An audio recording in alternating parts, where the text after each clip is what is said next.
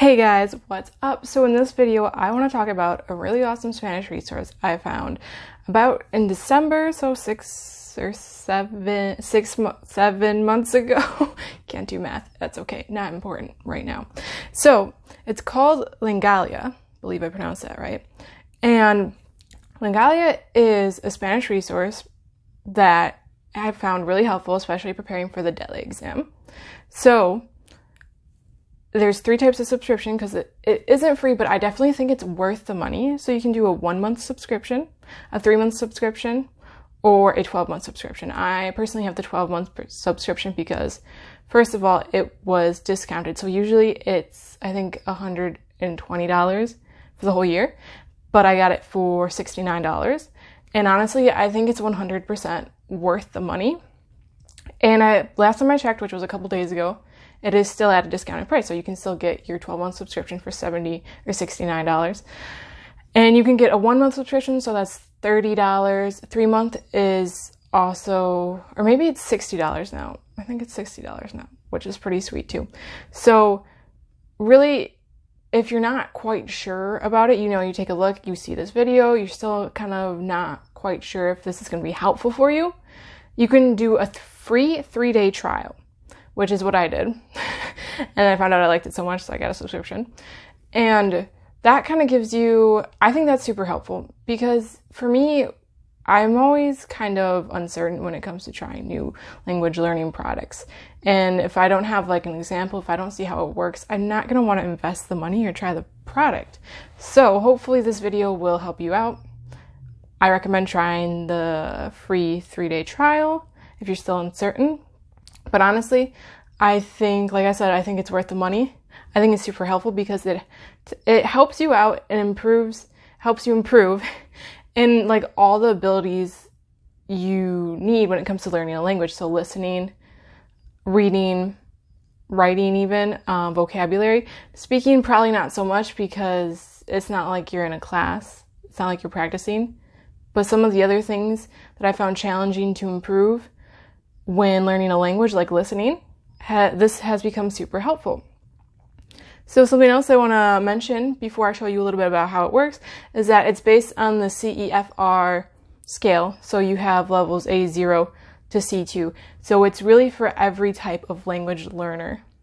Whatever your level is, it's going to be helpful for you. You do get a certification at the end when you complete a course. So I think that's also super cool. You can probably put that on a resume or something cool like that. Also, it helps when it comes for test prep. Like I mentioned, I'm studying for the DELE exam, and this is like honestly perfect for it because, like I said, it really helps in every ability other than speaking, but that's okay for me anyways. So I also want to talk about things that I like about it and things that I don't, because this video, like I should have said when I started, is not sponsored whatsoever. It's just my honest opinion of this product, this service. And so, like I said, it's great for test prep, number one thing. Certification, I love that. Also, there's a built-in translator, so if you see a word that you're not sure of, you don't have to open another app, you don't have to open another tab. You can just click on the word and the definition pops up, and you can add it to your vocab set. So, like I'm going to show you in a little bit, you can have a vocab set. It's just like all these tools built into one. Super awesome. And there is plenty of material and resources. So it's not like you're going to run out in a short amount of time. And there's a lot of different examples that are shown, different types of resources. It's got it all basically. But I also want to say things that I don't really like about Lengalia, just so you kind of get like a whole, honest review of the product, so you know what you're going to get into. So sometimes when you use the translator, it does not work, meaning that for certain words, they're not shown. It just says the same thing as it would in Spanish. Or sometimes, like if it's grammar, I believe, like a past participle, it's not going to give you the definition. So there's just certain little tweaks. Like it's pretty helpful most of the time, but just be aware that like you might get a weird definition every now and then, or something won't translate. And there could be a reason for that. Maybe that I missed. I don't know. And also, The thing that I don't like the most about Lengalia, if you're switching like sets, if you're switching topics, like maybe you're studying the conditional perfect and you want to switch and do your vocab, or you want to do a different grammar tense. If you go back to your conditional perfect where you left off, let's say you're on exercise 12, page 15, like it's not going to bring you back to that. It keeps your progress, so it still shows how much you've done. It's not going to start you over like completely, but with the exercises, it doesn't mark where you left off. You have to remember yourself, which I'm not a big fan of because I get distracted easily. So I'm going to show you a little bit about how Lengalia works and functions so you can get a taste of it yourself and see if you like it. All right, so let's take a look at how Lengalia works. So this is my set. So like I said before, I have the 12-month subscription, which gives you access to literally everything.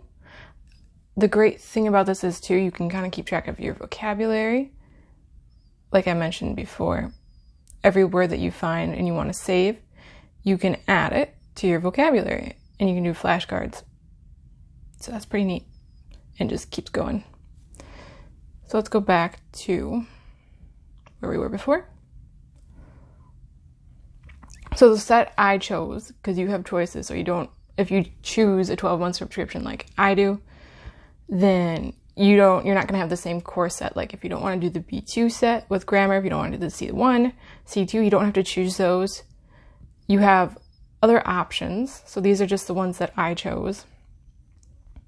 So we have vocabulary, podcast. Let's take a look at the podcast. These are the podcasts that I chose are ones from Latin America, so in other countries, as you can see. So each one is a country. I think that's super interesting for me. That's why I chose it. I like learning more about culture, about the differences and slang and the language and the accent. I think that's all super, super cool.